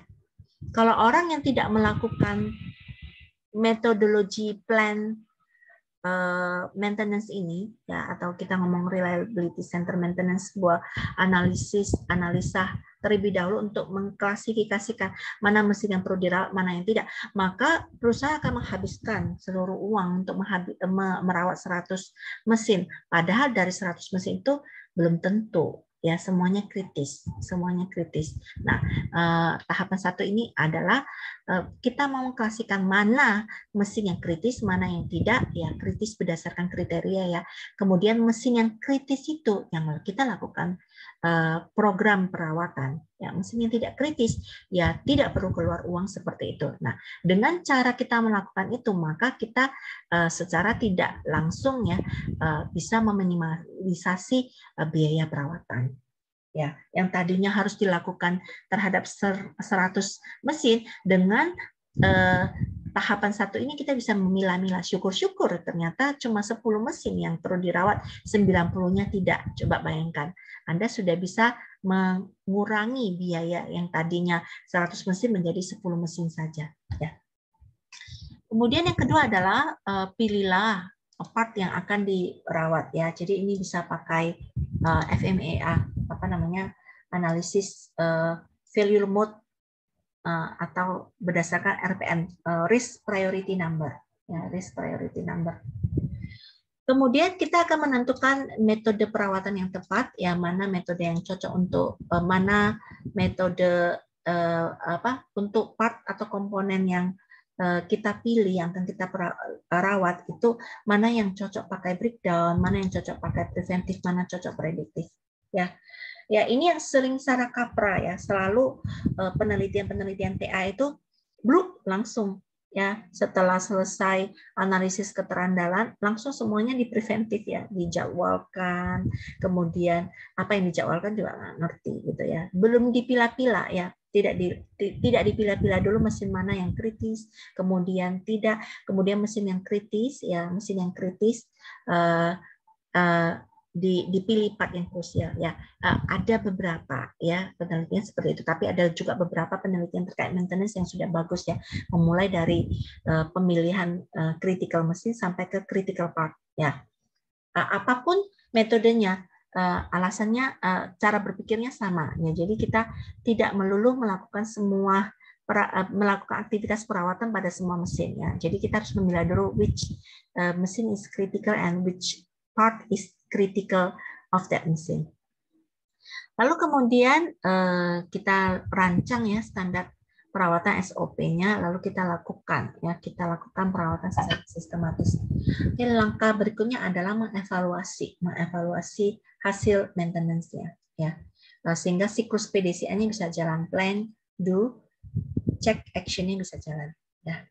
Oke, nah sekarang kita akan lihat, nanti ini akan menjadi latihan soal nomor 1, bagaimana mengklasifikasikan mesin. Ya, bagaimana mengklasifikasikan mesin, mana yang kritikal, mana yang tidak. Kita akan mengklasifikasikan mesin, mengevaluasi mesin berdasarkan ini ya, kriteria ini. Kemudian kita akan mengkategorikan mereka menjadi kelas L, legal, ya. Kemudian kelas A, kelas B, atau kelas C ya, klasifikasi ABC, LADC. Nah, langkah-langkahnya seperti ini guys. Pertama, dari mesin yang kita miliki, kita tanya setiap mesin kita tanya apakah mesin tersebut diatur oleh hukum ya, diatur oleh hukum. Ada beberapa mesin yang diatur oleh hukum ya. Sejauh yang Bu ini tahu ya, mungkin Anda juga bisa memikirkan contoh mesin lain yang diatur oleh hukum. Printer ya, dulu kalau beli printer itu tidak diatur oleh pemerintah, tapi semenjak salah satu atau printer begitu canggih, printer itu bisa dipakai untuk mencetak uang gitu. Sehingga penggunaan printer tipe tertentu itu akhirnya ditelusuri, dia punya kayak ID-nya ya. Pemerintah punya data. Printer ini dijual oleh perusahaan ya, produsen ke master dealer-nya. Master dealer-nya jual ke retailnya. Retailnya jual ke end user. End user siapa yang beli? Apakah dia bisnis B2B atau B2C customer yang beli? Nah, itu bisa ditelusuri sehingga ketika ada indikasi ditemukan uang palsu, maka bisa ditelusuri ini potensinya siapa saja yang memiliki printer tersebut gitu. Itu diatur oleh hukum. Nah, Kalau mesin ini, kalau peralatan tersebut diatur hukum, dia langsung masuk ke kategori L, legal, rank, legal, ya, langsung dia kategori mesin PM yang butuh dirawat, ya, butuh dirawat. Jadi dia otomatis dirawat. Ya, ini salah satu contoh diatur oleh hukum. Mungkin ada contoh lain lagi, misalkan mesin itu akan menghasilkan limbah dan limbah itu diatur di dalam hukum gitu. Maka otomatis mesin tersebut masuk kategori L, ya, legal. Kemudian dia harus dirawat, ya. Jika tidak, maka Anda bisa bertanya, ya, nilai skornya, total skornya. Total skornya diperoleh dari jumlahan production, quality, cost, delivery, dan safety. Nah, kalau skornya itu lebih dari, kalau skornya ini lebih dari 50, maka dia kategorikan mesin kritis, ya, perlu dirawat. Kalau dia masuk ke dalam kategori kurang dari 50 total skornya, total skor itu jumlahan dari ini, ya, skornya. Kalau lebih dari 50, kurang dari 50, lebih dari 25, ya, itu masuk kategori B, medium critical, ya, medium critical. Kalau tadi di ini berarti skor di antara 25 skor sampai 50. Sampai dengan 50. Ini yang rank B, ya. Kalau yang rank A itu berarti skor di atas 50. Itu yang rank A. Nah, kalau yang rank C itu berarti skor di bawah 25. Ya. Di bawah 25. Skor 5. Di bawah sama dengan 25. Gitu. Nah, cara menentukan skornya sekarang yang penting. Karena skor itu menentukan dia masuk ke kategori mana, ya. Nah, beberapa indikator checkpoint, ya, dari masing-masing kriteria, ya, masing-masing kriteria. Yang harus Anda pahami di sini, ya, guys, ya, bahwa kriteria ini sifatnya relatif, ya. Setiap perusahaan bisa memiliki kriteria yang berbeda-beda. Ya, ini adalah contoh kriteria atau evaluation checkpoints, ya. Kita bertanya, apakah equipment tersebut itu punya spare part yang bisa, punya spare part pengganti, ya. Ini menjadi alasan, ya. Kadang kita membeli laptop dengan merek-merek tertentu itu karena spare part-nya mudah dicari, termasuk mobil, ya, gitu. Kemudian quality bisa bertanya apakah equipment tersebut itu kalau lagi rusak gitu, pengaruhnya ke produk itu besar atau enggak. Contoh printer, kalau cartridge rusak gitu, ya, itu pengaruh langsung ke hasil cetakan, kan? Biaya, apakah peralatan tersebut butuh menggunakan bahan baku yang mahal gitu, kan?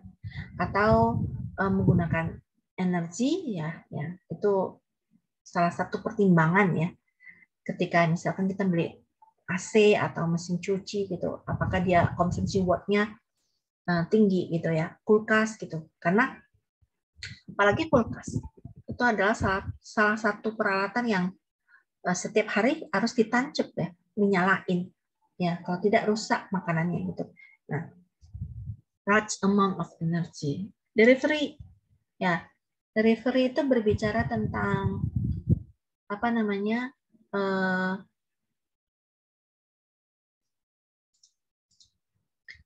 ya, delivery ini contohnya apakah posisi equipment itu berada di akhir dari proses, ya, apakah untuk penggunaannya peralatan tersebut itu butuh change over, ya, setup berkali-kali gitu, kemudahan penggunaannya sebelum digunakan gitu, ya, dan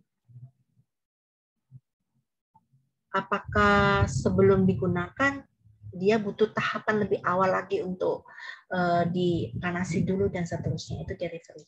Ya. Kesiapan untuk dipakai. Safety dan environment bisa berbicara terhadap terkait dari efek peralatan tersebut terhadap pencemaran lingkungan dan seterusnya. Ya.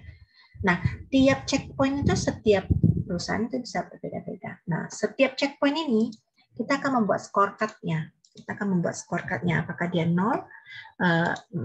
kemudian maksimumnya 5. Artinya angka 5 itu menunjukkan kondisi yang lebih buruk. Ya. Contoh di produksi. Dikatakan 5 jika ternyata kalau mesin tersebut berhenti, seluruh pabrik berhenti. Ya. Wah, itu tingkat itu skornya tinggi itu. Artinya mesin ini tidak boleh failure ya, kritis ya.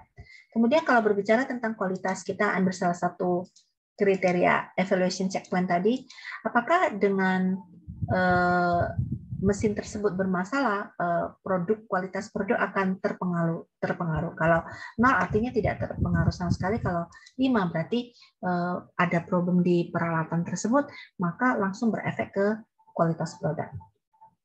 Kemudian maintenance-nya, misalkan ini perbaikannya tidak, biaya maintenance-nya kecil gitu. Kalau yang ini biaya perbaikannya tinggi, maka dikasih angka 5.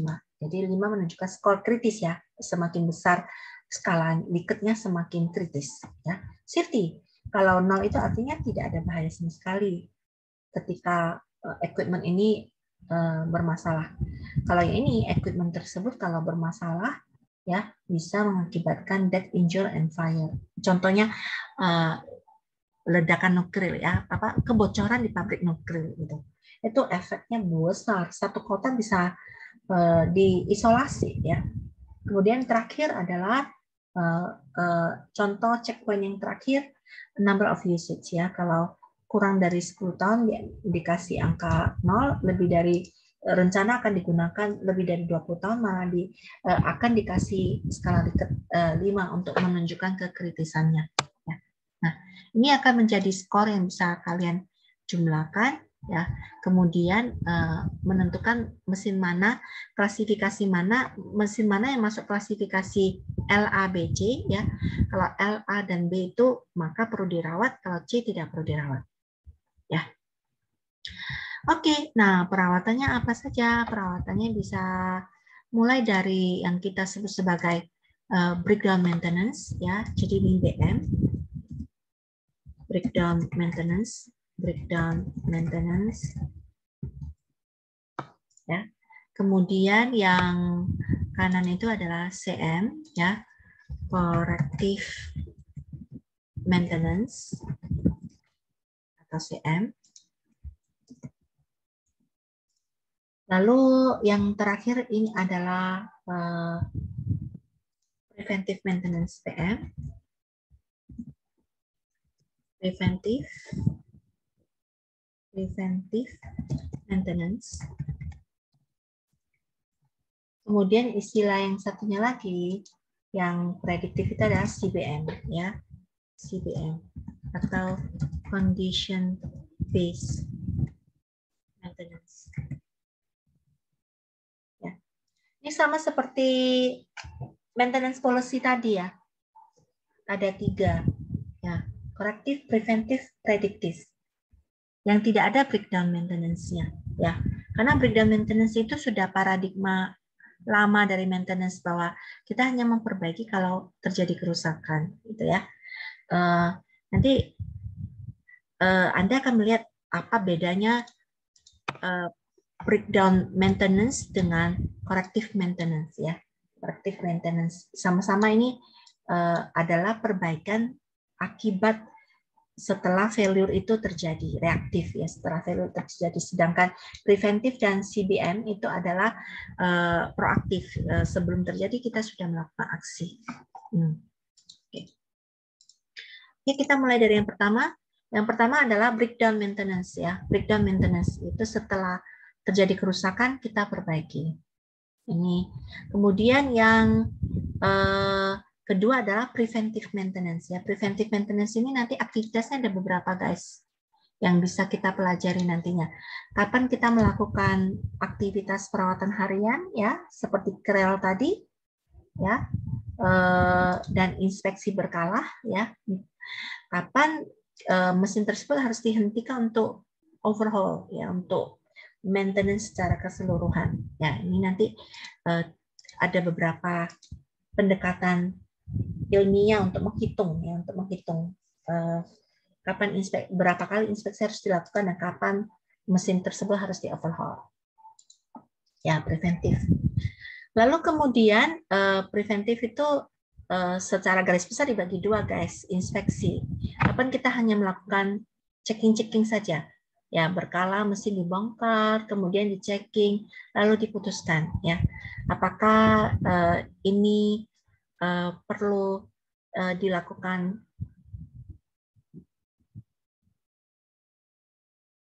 kegiatan perawatan lebih lanjut, ya, atau peralatan boleh diteruskan untuk pemakaiannya. Kalau periodic part replacement atau TBM, ya, time based maintenance, itu berbicara tentang replacement. Kapan komponen ini harus saya ganti, ya, atau mesin ini harus diganti.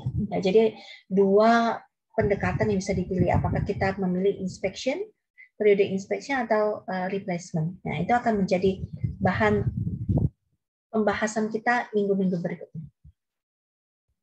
Lalu kemudian CBM tadi sudah kita jelaskan, contohnya di hydraulic pump, ya, diprediksi dari kondisi oli, ya, kondisi oli, apakah bekonya tersebut bisa terus digunakan atau dihentikan untuk perawatan corrective maintenance, ya, corrective maintenance.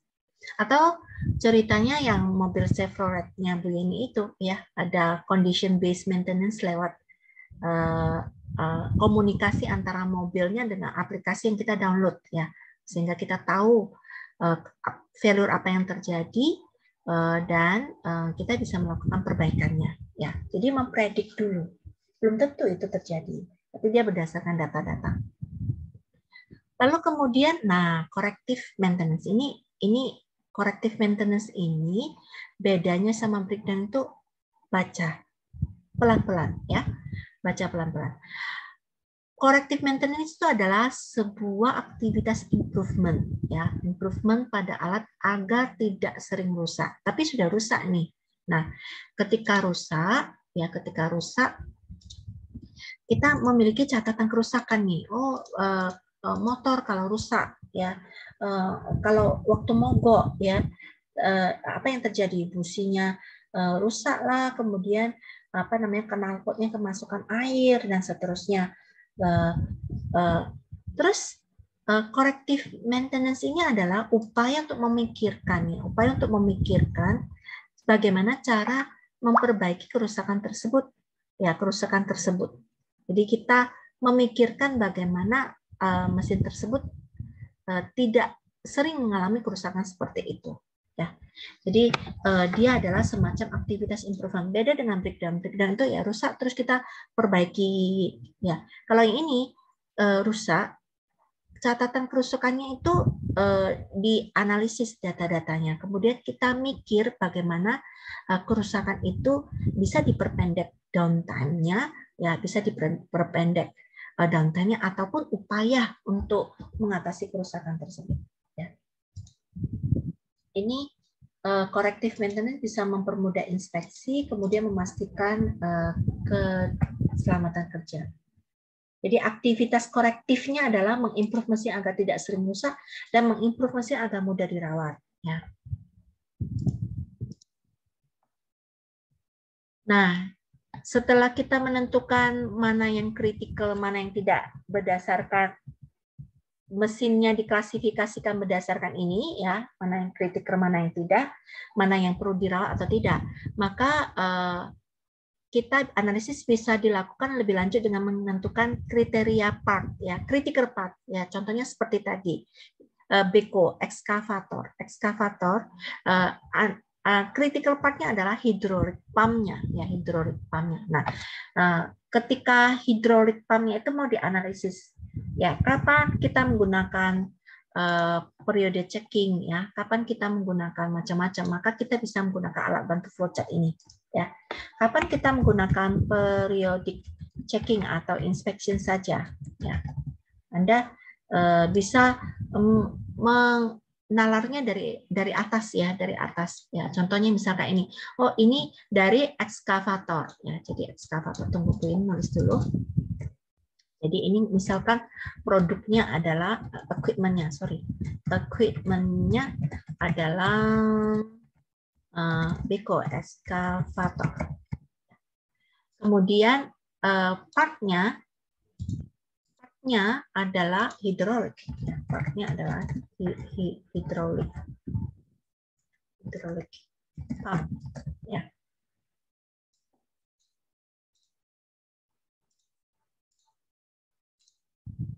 Maka hidrolik pump itu ditentukan ya. Kapan kita harus melakukan periode checking ya. Kapan kita harus melakukan apa yang kita sebut sebagai corrective maintenance ya, corrective maintenance di sini. Kapan kita harus melakukan TBM, time based management replacement ya, ini saya catat dulu. Replacement, penggantian. Kapan kita harus melakukan prediktif ya, yang di sini itu adalah ini prediktif. Kalau yang C tadi itu korektif ya. Sedangkan dua yang lain ini yang Bu ini kasih star ini adalah preventif ya, preventive maintenance. Ya. Nah, kita lihat di sini ya. Tidak kelihatan kasih warna. Ini adalah preventif. Oke, nah Anda bisa bertanya ya, bertanya dari menggunakan flowchart ini untuk bertanya ya. Contohnya misalkan kita mau ngelawat hidrolik pump, kita tanya dulu, apakah umur pakai masih digaransi? Ya, kalau jawabannya ya, kita lanjutkan lagi pertanyaan kedua. Pertanyaan kedua, oh kalau umur pak komponen hidrolik pumpnya masih digaransi, ya kita lewat jalur bawah. Apakah ada terjadi penurunan fungsi yang accelerate ya, apa hazard rate-nya, hazard failure rate-nya itu atau hazard rate-nya itu eksponensial ya, rusaknya cepat sekali gitu, atau sudah tua ya, jadi suka rusak gitu. Kalau ya, kita lakukan reparasi dan improvement ya. Kalau tidak, ya kita lakukan periode checking saja. Artinya periode checking ini atau inspeksi-inspeksi minor-minor ini kita lakukan pada saat masih digaransi partnya, kemudian belum terjadi penurunan fungsi yang cukup dramatis ya, atau accelerate atau hazard rate-nya masih konstan ya, masih konstan, masih stable, tidak eksponensial, tidak eksponensial. Ya, begitu seterusnya dengan langkah-langkah berikutnya kita akan tanya apakah digaransi? Oh, sudah tidak. Kemudian apakah mengalami penurunan fungsi yang cukup dramatis? Enggak. Apa dia masih mesinnya masih baru ya, masih dipakai beberapa tahun saja. Oke. Kemudian yang ditanya ketiga, apakah umur komponen sudah mencapai ambangnya, kalau tidak, maka kita bisa perpanjang umur pakainya dengan corrective maintenance, ya, dengan membongkar, kemudian bisa direkondisi ya, komponen-komponennya bisa direkondisi ulang. Contohnya misalkan hidrolik pump gitu, setelah di corrective maintenance, oh ternyata pisaunya tumpul ya, blade-nya tumpul. Nah, itu bisa dikondisi dengan blade-nya dilepas, diasah supaya tajam lagi ya. Atau misalkan seal-nya ya, seal-nya sudah rusak. Nah, seal-nya bisa diganti dengan yang baru. Intinya kita merekondisikan hidrolik pump itu ke kondisi yang lebih baik ya, sehingga umur pakainya atau bisa diperpanjang lagi umur pakainya. Begitu seterusnya, Anda bisa tanya lagi apakah umur partnya stabil. Kalau tidak, kita lanjutkan apakah proses penurunannya sudah bisa dipahami. Artinya kita sudah mampu mengidentifikasi value rate-nya, ya. Terus apakah indikator penurunannya bisa dipahami, ya, proses value rate-nya, segala macam indeksnya bisa dipahami, maka kita bisa melakukan CBN, ya, melakukan CBN. Kalau nggak salah di dalam QCR itu kita belajar estimate survival life, ya. Jadi kalau mesinnya sudah dipakai 3 tahun 2 bulan, kira-kira mesinnya ini bisa dipakai berapa lama lagi, ya. Jadi itu bisa digunakan menggunakan predictive maintenance. Ya, begitu guys cara kita memilih, ya, metode perawatan. Oke, baik. Nah, nanti ada 3 latihan soal, ya, 3 latihan soal untuk membuat Anda memahami materinya. Yang pertama, tentukan apakah butuh perawatan terencana atau tidak, ya.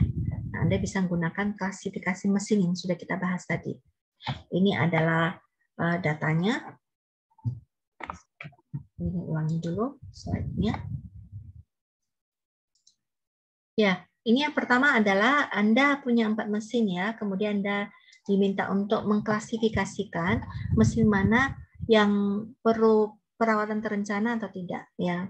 Plan maintenance-nya perlu dirawat atau tidak, dan dirawat secara terencana, ya. Tentunya pertama kalian klasifikasi dulu dia rank apa, ya.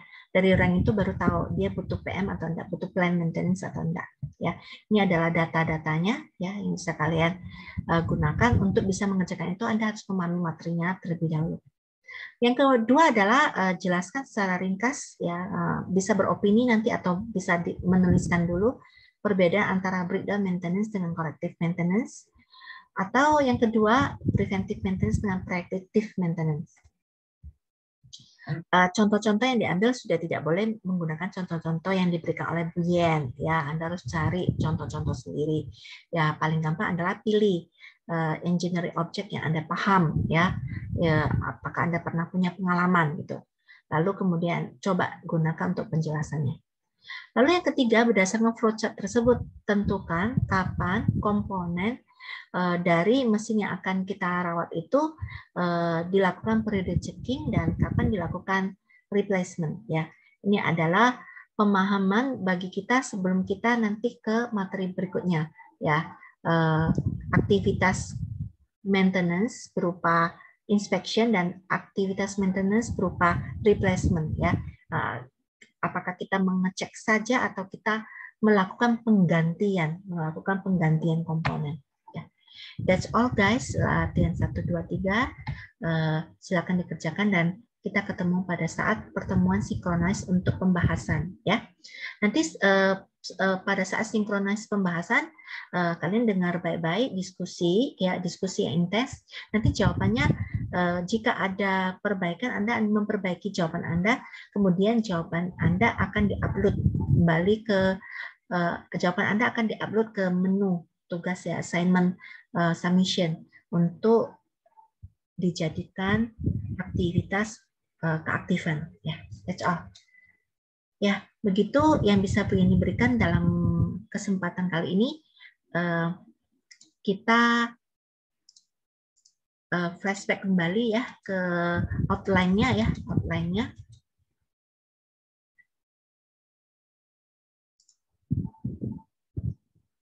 Ya, ini outline-nya.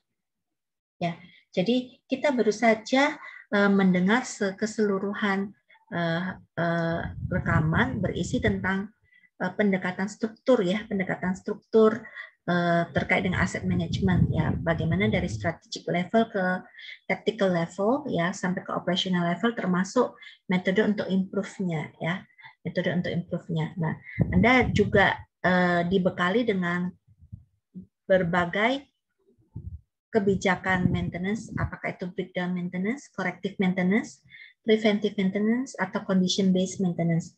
Bahkan sampai ke flowchart yang bisa membantu Anda untuk mengarahkan Anda ya kapan kondisi ini, metode ini kita pakai ya dengan mengikuti langkah-langkah terstruktur.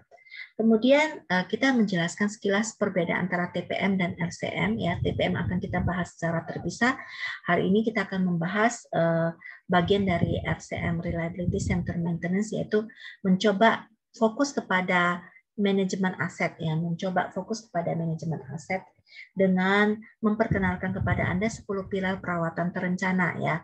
5 aktivitas yang fokus kepada aktivitas maksimasi outputnya atau benefitnya ya.